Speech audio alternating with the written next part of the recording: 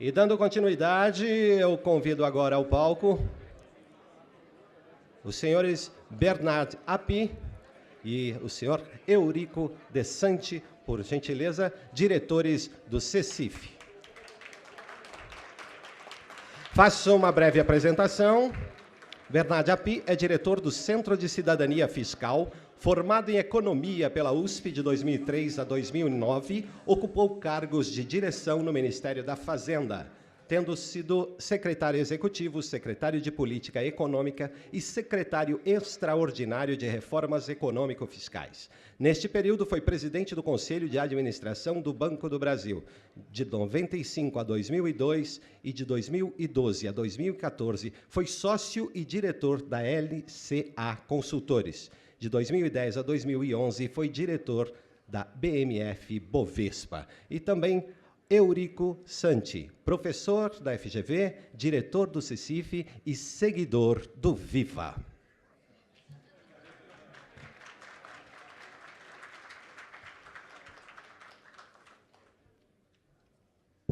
Bom, bom dia a todos, quase boa tarde. Eu vou falar um pouco aqui da proposta do Centro de Cidadania Fiscal para a reforma de tributação de bens e serviços. A nossa proposta, por enquanto, não abrange os outros tributos, mas vai abranger daqui a algum tempo. Normalmente começa a apresentação, como a gente está com um tempo curto, eu vou passar muito rápido essa parte de diagnóstico e focar mais na apresentação. Os problemas do sistema tributário, acho que aqui entre vocês conhecem bastante bem, a questão da litigiosidade, a questão da complexidade do sistema tributário, da falta de transparência, da guerra fiscal. Agora, tem uma questão que às vezes não é tão compreendida no Brasil, em termos das distorções alocativas, que provavelmente é o maior efeito que o sistema tributário brasileiro tem sobre a produtividade e o PIB potencial do país. Quando você tem uma tributação que varia dependendo da forma como você organiza a produção, muito provavelmente você está gerando distorções que prejudicam a produtividade. Eu vou dar um exemplo aqui, mas teria milhares deles, e vocês certamente conhecem melhor do que eu. Um exemplo vamos pegar a construção civil. Se eu for construir uma obra, eu posso construir uma obra de concreto armado no local da obra, ou posso fazer estruturas fabricadas, pré-fabricadas, e montar no local da obra. Aqui no Brasil, se eu fizer a obra no local da obra de concreto armado, eu vou pagar sobre valor adicionado na obra, eu vou pagar ISS, no máximo 5%, e vou pagar PIS/COFINS cumulativo 3,65%. O valor adicionado na indústria, se for uma estrutura metálica, aqui em São Paulo vai pagar 12% de ICMS e vai pagar PIS/COFINS não cumulativo, 9,25%, e talvez pague IPI, dependendo da situação, no mínimo 21% e 25%. Ou seja, supõe que produzir uma obra com estruturas pré-fabricadas seja 10% mais eficiente do que produzir no canteiro de obra. Significa, com a mesma quantidade de trabalho e de capital que eu produzo 10 prédios de concreto armado, eu conseguisse produzir 11 com estruturas pré-fabricadas. O sistema tributário brasileiro me empurra a organizar a produção de um jeito ineficiente. E isto rouba muitos pontos do PIB potencial e da produtividade do nosso país. Isso se repete em várias situações, se repete por conta da cumulatividade, desde tributos puramente cumulativos como o ISS até a negação de parte dos créditos, como o caso dos créditos de bens de uso e consumo do ICMS, o crédito físico do PIS/COFINS. Tudo isso acaba leva a uma verticalização, leva a que a estrutura produtiva se organize de forma ineficiente. E a guerra fiscal também tem esse mesmo efeito. Só dar um exemplo. Quer dizer, ontem aqui estava o governador do Mato Grosso, discutindo por que não vai a indústria processadora, sei lá, ele falou ali do algodão, a indústria têxtil para o Mato Grosso, já que o Mato Grosso produz algodão no Brasil, produz também é o maior produtor de bois de carne bovina do Brasil. O fato é que a guerra fiscal, os estados têm tendência a dar incentivo para atrair empresas que não têm vocação para se instalar no estado. Se eu não me engano, São Paulo dá incentivo para frigorífico, se eu não estou equivocado. Se não fosse o incentivo, o frigorífico estaria no Mato Grosso. Pessoal, está tudo errado. A estrutura, e provavelmente o Mato Grosso dá incentivo para atrair uma empresa que, se não tivesse incentivo, estaria em São Paulo. O nosso sistema está todo o sistema produtivo brasileiro está mal localizado, tem um monte de caminhão rodando à toa no país, Quando eu falar sistema de distribuição de qualquer bem de consumo do Brasil, todos vocês sabem que uma boa parte do nosso sistema de distribuição de bens de consumo está montado em função de benefícios fiscais e não em função de logística, de redução de custo de logística. Tudo isso, quando você vai avaliar do ponto de vista econômico, é perda de produtividade na veia. E esse é o ponto que talvez as pessoas não entendam da importância da reforma tributária.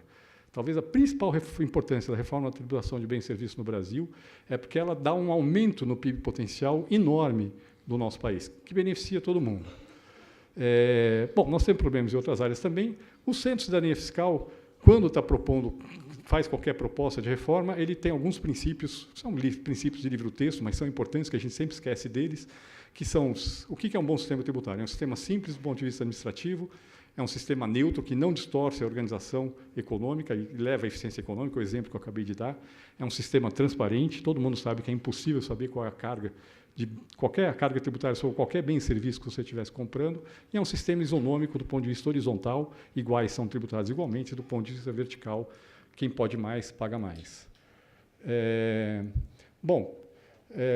Aqui já tem um consenso há muito tempo no Brasil de que, para resolver os problemas da tributação de bens e serviços, o ideal é migrar para um modelo do tipo IVA, que já foi muito mencionado aqui, então não vou parar sobre essas características. Aqui é um exemplo do modelo tipo IVA, para esse público aqui é desnecessário, sistema de débito-crédito, crédito integral.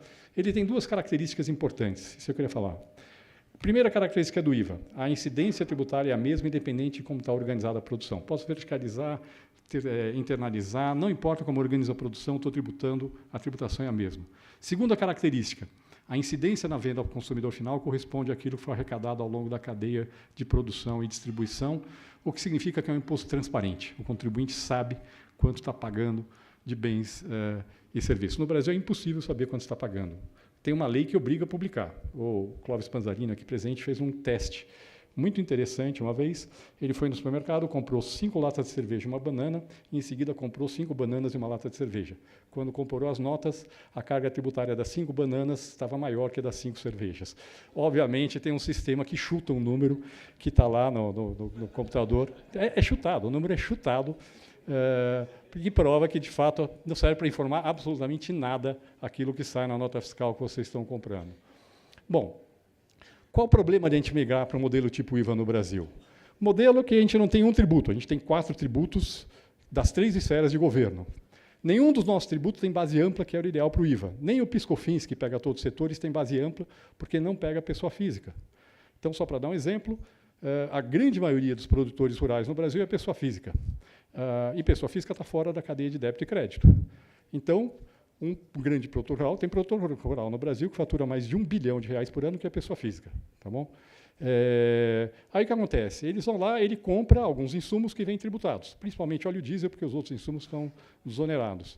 E aí interrompe a cadeia de débito e crédito. Aí você vai lá no Congresso e fala, não, eu tenho ali uma incidência cumulativa, porque eu paguei imposto naquele insumo que eu adquiri e eu não sou contribuinte. Aí inventaram um crédito presumido de PIS/COFINS na aquisição de bens agropecuários, que, obviamente, foi calibrado cientificamente pelo Congresso Nacional.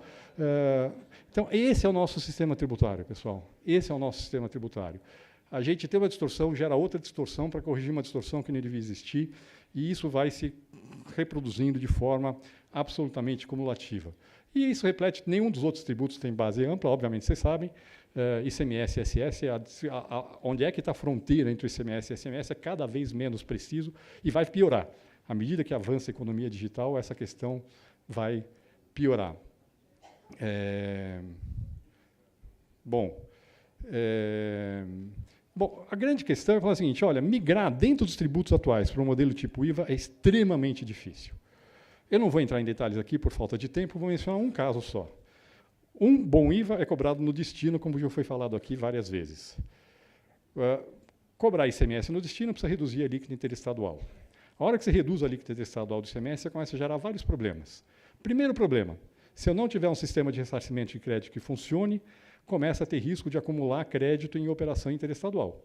A empresa vai comprar internamente a 18%, vai vender a 0%, ou, como está discutindo no Brasil, a 4% na interestadual, vai começar a acumular crédito, e aí vai virar um problema que, infelizmente, os fiscos não gostam muito de devolver crédito no Brasil. Tá certo? É fato.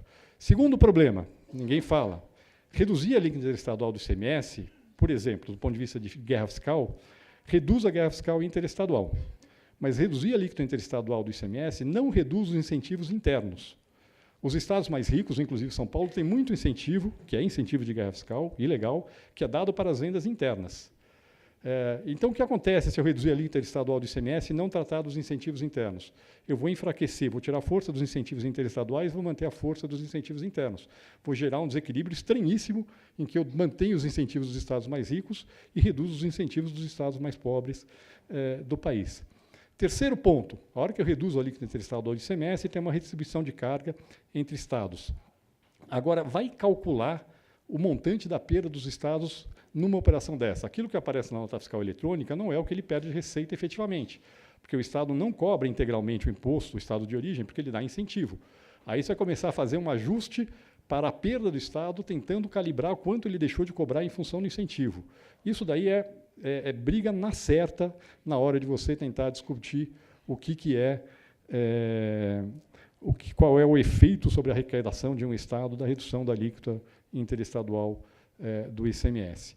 Mesma questão, vou começar agora a dar crédito financeiro. Ótimo, perfeito. Agora, o que eu vou fazer com o estoque? Como é que eu vou resolver o problema do fluxo sem resolver o estoque dentro de um tributo que está operando? Tudo isso gera uma enorme dificuldade. Obviamente, e o principal problema de todos, é óbvio, os nossos tributos não têm base ampla hoje. Se eu quiser ter um tributo do tipo IVA, no mínimo eu tenho que unificar a base do ICMS e do ISS, e isso já é um problema federativo bastante complexo. Neste contexto, o Centro de Cidadania Fiscal está desenvolvendo uma proposta de reforma do sistema dos tributos sobre bens e serviços brasileiros, cujo princípio basicamente, fala o seguinte: olha, vamos fazer uma mudança na qual a gente, em vez de mudar os tributos que existem hoje, vamos criar um novo imposto com as características de um bom IVA, isso está bem estabelecido na literatura internacional, a gente não precisa inventar nada de novo, e vamos fazer um processo de progressiva entrada do tributo novo e progressiva redução dos tributos antigos, mantendo as características dos tributos antigos como eles são hoje. Eu vou explicar um pouco melhor essa transição em seguida. E este modelo, e no final da transição, obviamente, os tributos antigos seriam extintos. Nesse modelo, ele seria complementado por um imposto seletivo, mas aqui não é um imposto seletivo com finalidade arrecadatória, diferentemente do que o deputado Raul propôs ontem. O nosso imposto seletivo é um imposto seletivo sobre bens e serviços que têm externalidades negativas. Tipicamente, fumo, bebidas, aquilo que eu quero desestimular o consumo, não sobre insumos. Ele apenas tributo aquilo que eu quero desestimular o consumo. Ele é de incidência, monofásico, de incidência bastante restrita. Bom, a gente está propondo uma transição de 10 anos.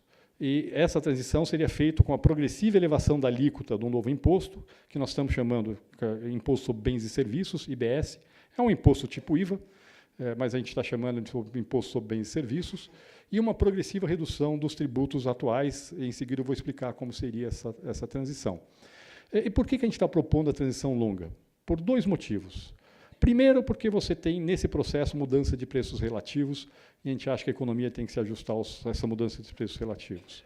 Segundo, porque você tem, no sistema tributário atual, uma série de incentivos, benefícios fiscais, legais e ilegais, mas o fato é que vários investimentos foram feitos em cima desses incentivos. Se você faz uma transição muito abrupta, você pega uma empresa que acabou de fazer um investimento com base no incentivo, aquele investimento que ela acabou de fazer se desvaloriza automaticamente porque aquele investimento se torna não competitivo do dia para a noite. Então, nós estamos propondo uma transição que dê tempo para as empresas se ajustarem ao novo sistema tributário que está sendo criado e possam absorver os investimentos que foram feitos com base no sistema tributário atual. O modelo que a gente está propondo, isso aqui é um grafiquinho que mostra um pouco o modelo que a gente está propondo. Tem uma fase inicial de edição do teste. Nos primeiros 2 anos de funcionamento do novo imposto, a nossa proposta é que ele funcione com uma alíquota muito baixa, de 1%, e você reduziria a alíquota dos outros tributos buscando manter a carga tributária constante nesse primeiro momento, testaria o novo imposto durante 2 anos, num período de teste. Para quê? Para saber como ele funciona, resolver problemas operacionais e saber quanto ele arrecada. A partir desse momento, eu sei quanto arrecada os tributos atuais e sei quanto arrecada por ponto percentual de alíquota o tributo novo.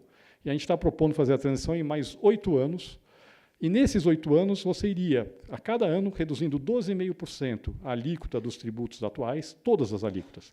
Então, estou falando em reduzir a alíquota interna do ICMS, reduzir a alíquota interestadual do ICMS, todas as alíquotas, reduzir todas as alíquotas do ISS, todas as alíquotas do PIS/COFINS, do IPI, PIS/COFINS não cumulativo. Ou seja, no primeiro ano dessa transição, os seus impostos antigos seriam 87,5% do que eles eram no período antes da mudança. No segundo ano, 75%, e aí, sucessivamente, até o final da transição, os impostos atuais seriam totalmente extintos e você teria apenas esse novo imposto do tipo IVA, que seria o IBS. Então, o que acontece é o seguinte, o que você tem é o sistema tributário atual, ele vai sendo reduzido proporcionalmente, ele é o que ele é, e vai sendo cada vez menor até ser extinto, e o novo imposto entra nesse período. Vantagem desse modelo, a partir do momento que eu sei quanto arrecada o novo imposto depois do período de teste e sei quanto arrecada os tributos antigos, eu consigo fazer essa transição mantendo a carga tributária totalmente constante. Eu não tenho o risco de errar na calibragem das alíquotas, porque eu sei quanto arrecada o tributo antigo e sei quanto arrecada o tributo novo por ponto de alíquota, e eu consigo fazer essa transição mantendo a carga tributária constante, o que é muito difícil em outras propostas de mudança, principalmente quando você tenta mudar os tributos que já existem hoje. É muito difícil conseguir acertar a calibragem de forma a manter a carga tributária constante, e aí gera problemas dos dois lados. Os empresários acham que vai aumentar a carga tributária e os entes federativos têm medo de perder a arrecadação. Bom, as características do IBS são as características de um bom IVA, então não preciso entrar muito em detalhe aqui, base ampla de bens e serviços, o fato gerador desse imposto são operações onerosas com bens, serviços e direitos, desoneração completa de exportações e investimentos, exportações alíquota zero mantém crédito, investimento, idealmente, para a gente, o melhor não é dar alíquota zero, o ideal é cobrar e ressarcir rapidamente o crédito. Por quê? Porque na hora que eu estou dizendo investimento é alíquota zero, eu tenho que definir o que é bem de capital e o que não é. Já começa a ter um problema de classificação. A gente fala o seguinte, comprou, pagou um imposto, recupera rapidamente o imposto que você pagou. Crédito financeiro, ou seja, aquilo que é utilizado na atividade produtiva gera crédito, basta ter um nexo empresarial. O que não gera crédito? O que não gera crédito é aquilo que é de uso pessoal. Isso, de fato, não pode gerar crédito. Isso já tem muita experiência em outros países, a gente pode pegar os outros países e saber como eles tratam dessa questão e trazer isso para dentro do Brasil. No Brasil, tem o conceito do imposto de renda de pessoa jurídica, que, eventualmente, pode ser usado para a definição do que gera crédito. Ressarcimento tempestivo de créditos, como se fala, um bom IVA, se você tem mais crédito do que débito, o fisco tem que devolver rapidamente este crédito. Como foi colocado aqui na Europa, em alguns casos, você devolve em menos de um mês, você está devolvendo o crédito. A gente está propondo um prazo de 60 dias para a devolução dos créditos acumulados. Nesses 60 dias, se houver indícios claros de fraude na originação do crédito, então pode-se abrir uma investigação e você pode ter mais 120 dias para encerrar esse processo investigatório. Passou 180 dias, não se verificou que houve fraude, de fato, na originação do crédito, o crédito ganha liquidez imediata, sem autorização do fisco, pode ser transferido para terceiros ou compensado com outros tributos. E, obviamente, a gente acha que tem incidência por fora. Não faz sentido um imposto desses. Essa coisa de incidência por dentro é uma jabuticaba completa, que a gente saiba só tem no Brasil e na Bolívia. São os únicos países no mundo em que imposto incide sobre imposto. Então, obviamente, esse imposto incidiria, a alíquota dele incidiria sobre o preço sem imposto, sem ele mesmo, não incidiria sobre ele mesmo, e não incidiria sobre ICMS, ISS, PIS/COFINS e IPI. Bom, aqui a gente vai um pouco na linha do que a Febrafit está propondo, mas a gente acha que tem que ter uma alíquota única, esse tributo. Por que tem que ter uma alíquota única? Primeiro ponto, dos IVAs criados nos últimos 25 anos no mundo, a grande maioria tem alíquota única. A literatura define claramente que um bom IVA tem alíquota única. Por que alíquota única? Na hora que você cria mais de uma alíquota, você começa a criar o problema da classificação. A hora que você começa a criar o problema da classificação, você cria o contencioso. É inevitável. A alíquota única tem mais uma vantagem. A alíquota única, você sabe que quando você está comprando qualquer bem ou serviço, o consumidor está cobrando lá. O IVA é um imposto sobre o consumo, ainda que cobrado ao longo da cadeia de produção e distribuição. A hora que eu estou comprando, o consumidor está comprando, ele sabe que o preço sem imposto é tanto, e que X% é o que ele está pagando para financiar as ações do governo. E isso traz transparência e responsabilidade política. Isso ajuda muito a que o consumidor saiba qual é o custo de financiamento do governo e possa cobrar retorno por isso, aquilo que é impossível no Brasil hoje em dia. A gente sabe que politicamente é difícil, sabemos disso, não temos ilusões com relação a isso.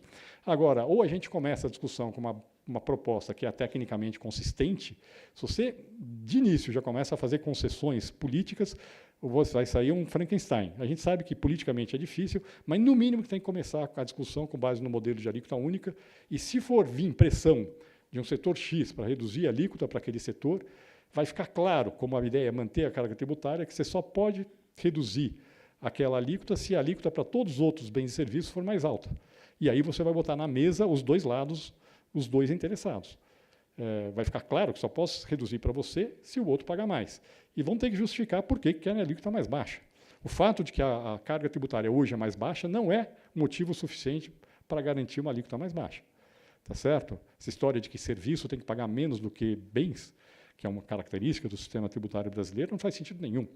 Por que um filme da Marvel que eu assisto no cinema tem que pagar menos imposto que uma camisa? Alguém me diga, eu não consigo saber. Tá certo? Vou dizer que é cultura? Bom, difícil de justificar. Tá certo? Regimes especiais, o mínimo possível. Idealmente, não deveria ter substituição tributária, mas a gente acha que tem, pelo menos naqueles casos clássicos, vai ter que ter, mas o mínimo possível. Estamos falando aqui combustíveis, fumo, eventualmente bebidas, automóveis, mas apenas poucos casos, aqueles em que o preço de venda ao consumidor final é bastante homogêneo. Nesses casos, justifica, e que tem risco de sonegação no meio da cadeia, pode justificar a substituição tributária. Fora isso, não se justifica. Bom, o objetivo desse imposto é arrecadar. A gente acha que um imposto de caráter geral sobre bens e serviços não deve ser usado com fins extrafiscais, nem sociais, nem regionais, nem setoriais.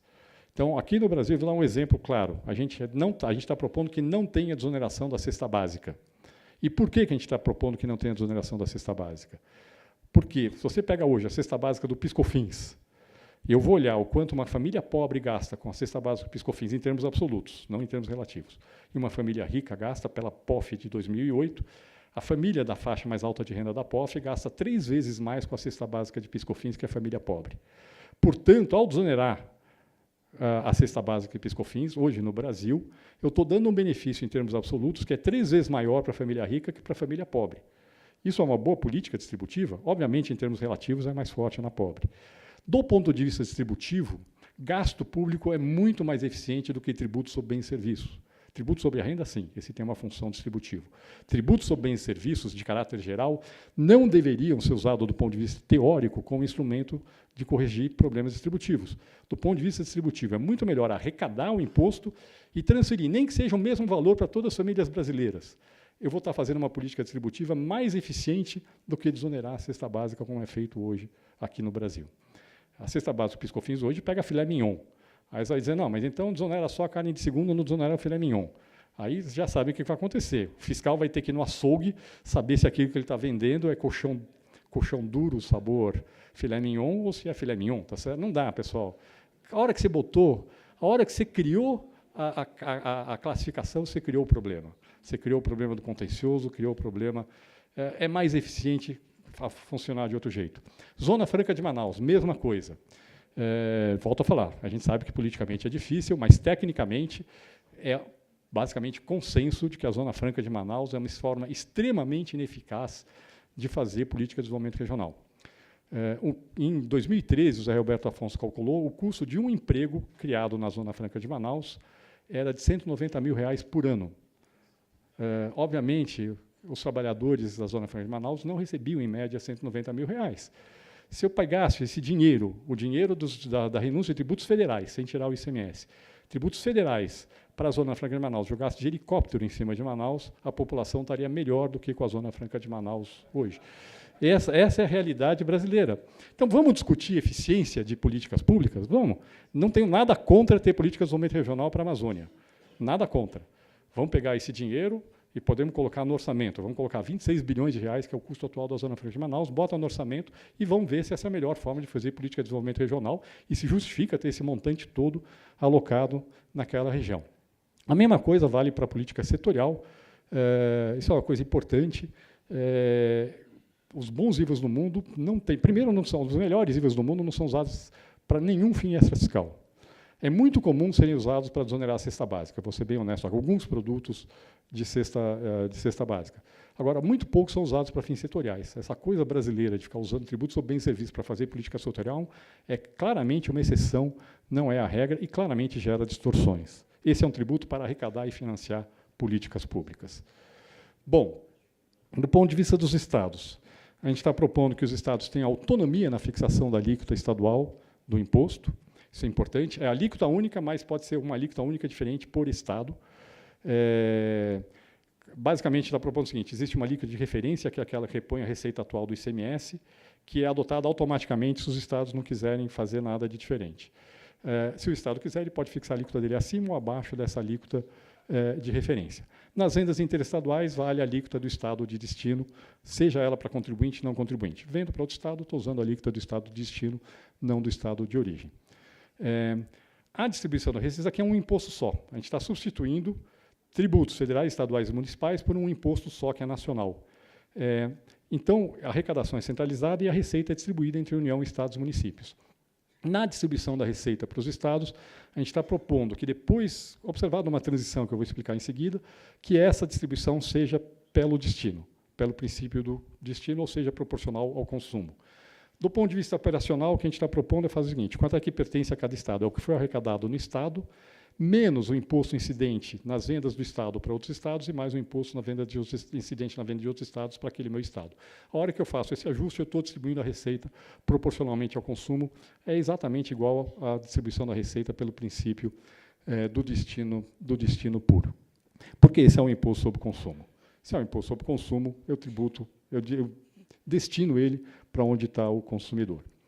Para os municípios, aqui é o único ponto que está em aberto ainda, das grandes questões, obviamente tem questões operacionais em aberto, mas para os municípios está em aberto. A gente está considerando duas possibilidades. Uma, que é mais simples operacionalmente, mas reduz a autonomia federativa, é falar o seguinte: olha, existe uma alíquota estadual para todos os municípios do estado. Então, no fundo, é como se fosse um adicional da alíquota estadual que é distribuído pelos municípios do estado. A outra, que aí nós estamos falando basicamente para repor a receita atual do ISS, né? A outra alternativa é você estabelecer que vai ter uma incidência, um adicional de alíquota do imposto que incide apenas nas vendas para consumidor final, um sales tax, que seria a parte municipal desse imposto. É uma alíquota relativamente pequena. Para repor a receita do ISS hoje, a alíquota seria 1,9% para toda a receita do ISS no Brasil, nesse imposto. Então, obviamente, aqui, neste caso, obviamente, você preserva a autonomia federativa. Como eu falei, teria uma alíquota de referência, que seria basicamente esse 1,9%. Os municípios poderiam fixar a alíquota acima ou abaixo, mas aí você perde, você aumenta a complexidade do sistema, inclusive porque para as vendas não presenciais, para consumidores finais, você teria que usar a alíquota do município de destino e não no município de origem. Então, esse é um ponto ainda a ser discutido. Bom, do ponto de vista da transição na distribuição federativa da receita, o nosso modelo tem duas transições. Tem uma transição, que é a transição para os contribuintes, que é de 10 anos, como eu expliquei, 2 de teste mais 8 de transição, e tem uma transição na distribuição federativa da receita. O que a gente está propondo nessa transição é que, basicamente, o que a gente está propondo é você apurar ano a ano qual é a diferença entre o que ele arrecada pelo modelo atual e quanto ele arrecada pelo novo imposto, adotando o princípio de destino. Este valor, eu mantenho ele em termos reais, e eu faço uma compensação a mais para os perdedores e a menos para os ganhadores, que eu aplico sobre a distribuição pelo critério do destino. Durante os primeiros 10 anos, que é o período de transição do imposto, eu mantenho integralmente esse valor real, o que significa o seguinte: os perdedores eles perdem apenas na margem, apenas no efeito da distribuição pelo destino, do aumento da arrecadação resultante do crescimento econômico, e os ganhadores também, eles só ganham na margem. Passados esses 10 anos, a gente está propondo em mais 30 anos fazer o phase-out dessa compensação, o que significa que o impacto total da mudança da tributação atual para a tributação no destino se daria em 40 anos dentro desse modelo que a gente está falando, que é um período, sendo que nos primeiros 10 anos o impacto seria praticamente muito, muito pequeno. O que, na verdade, facilita muito a discussão de impactos da mudança tributária sobre a gestão das finanças públicas estaduais e municipais. Esse modelo, obviamente, dispensa, do nosso ponto de vista, dispensaria essa discussão de compensação de perdas, até porque, isso é uma coisa extremamente importante, você tem o impacto dessa mudança é um aumento muito grande no PIB potencial do país. É um jogo de soma positivo, todos ganham. Ou seja, mesmo aqueles que perdem do ponto de vista estático, do ponto de vista dinâmico, são ganhadores com uma mudança como essa que está propondo. Obviamente, a gente entende que essa mudança pressupõe um reforço na política de desenvolvimento regional. E aqui, de novo, queria reforçar. Guerra fiscal é uma forma extremamente ineficiente de fazer política de desenvolvimento regional. Mas nós precisamos ter uma política de desenvolvimento regional mais efetiva no Brasil, e eu acredito que, numa negociação política para aprovar um modelo como esse que a gente está propondo, a União vai ter que colocar recursos para reforçar a política de desenvolvimento regional. Agora, são recursos que têm que ser alocados de forma inteligente.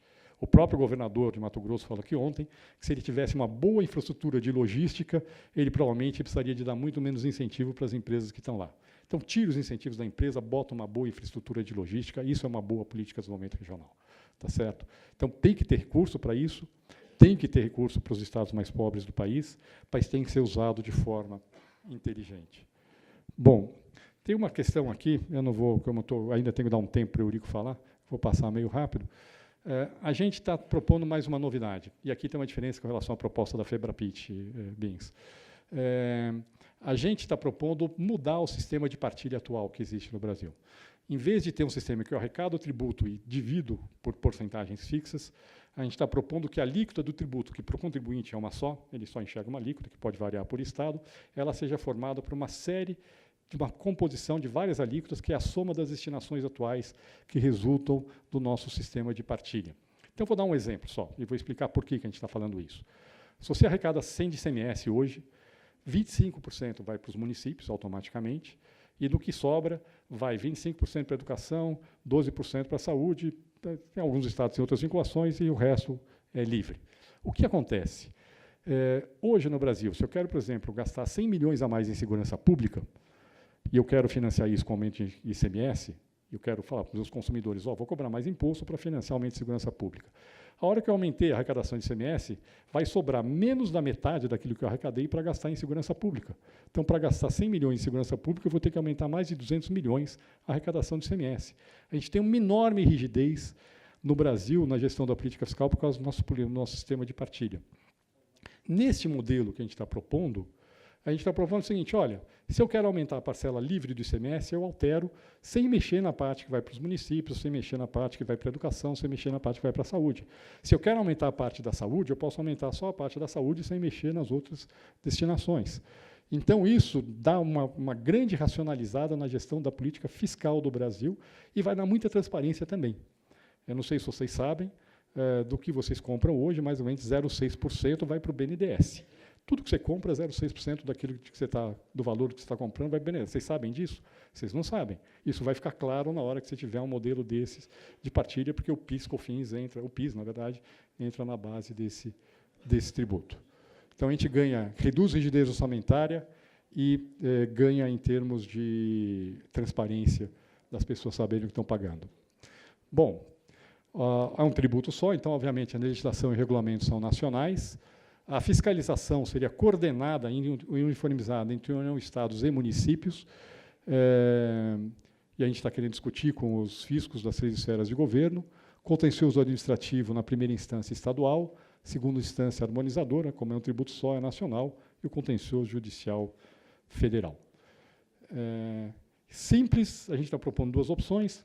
Primeira opção, a gente mantém o regime atual, sem apropriação ou transferência de crédito, ou seja, a empresa pode ficar no simples como ela está hoje, mas ela não apropria crédito e não transfere crédito.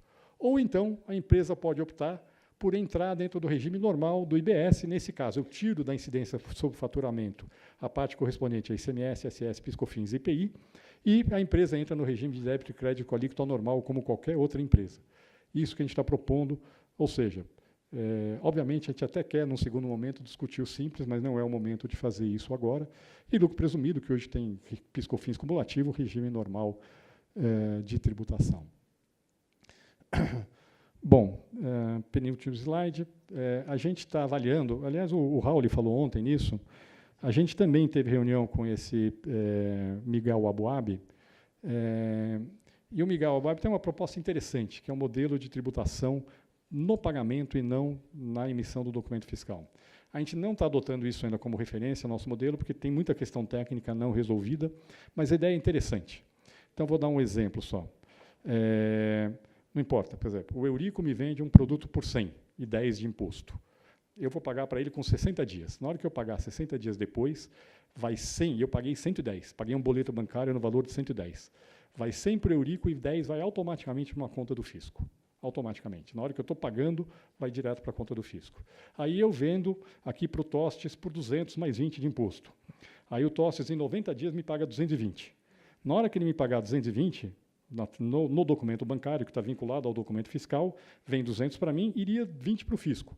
Mas na hora que vai 20 para o fisco, ele vai reparar que eu tenho um crédito de 10, porque eu paguei 10 de imposto quando eu comprei do Eurico. Então, vem 10 para mim, para compensar aquele crédito que eu tinha, e mais 10 vai para o fisco. Então, e com isto, este modelo é bem interessante, tem muita questão técnica não resolvida, quero ser bem claro aqui. O conceito, o princípio é muito interessante. A gente está desenvolvendo para ver se fica de pé, está conversando, inclusive, com os bancos para ver qual custo teria para implantar um modelo desses, mas ele também seria interessante. Se não der esse modelo de tributação no pagamento, que só funciona com tributo muito simples, preciso deixar isso bem claro, se você tem que fazer a apuração, se tiver crédito presumido, já ferrou. Não tem como fazer isso num modelo que tem crédito presumido. Tem que ser um modelo simples, débito, crédito, tudo que a gente tem débito, tudo que você compra tem crédito. Mas, mesmo se não der isso, com certeza dá para fazer um modelo de lançamento de ofício do imposto. Basta a única obrigação dos contribuintes no imposto muito simples ser emitir documento fiscal. O fisco poderia calcular, inclusive facilita muito para micro e pequenas empresas. Se tudo que eu vendo tem débito, tudo que eu compro e que é utilizado na atividade produtiva, que eu poderia botar um indicador na nota fiscal, é para atividade produtiva ou não, a obrigação do contribuinte seria emitir documento fiscal e o fisco poderia lançar de ofício esse imposto, principalmente para os pequenos negócios.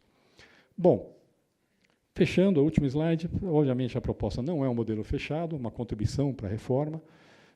O principal benefício da mudança, obviamente, tem impacto sobre os fiscos, acho que o Eurico vai falar um pouco disso, mas o principal impacto é uma melhoria muito grande do ambiente de negócios, reduz contencioso, reduz complexidade, reduz enormemente contencioso e complexidade, e, principalmente, ele vai fazer com que a economia brasileira se organize de forma mais eficiente. Nós estamos falando aqui, é muito difícil fazer o cálculo exato, mas eu, pessoalmente, acredito que nós estamos falando por baixo de um aumento de 10% no PIB potencial do país, com uma mudança dessas, que vai aparecer ao longo de um período de 10, 20 anos.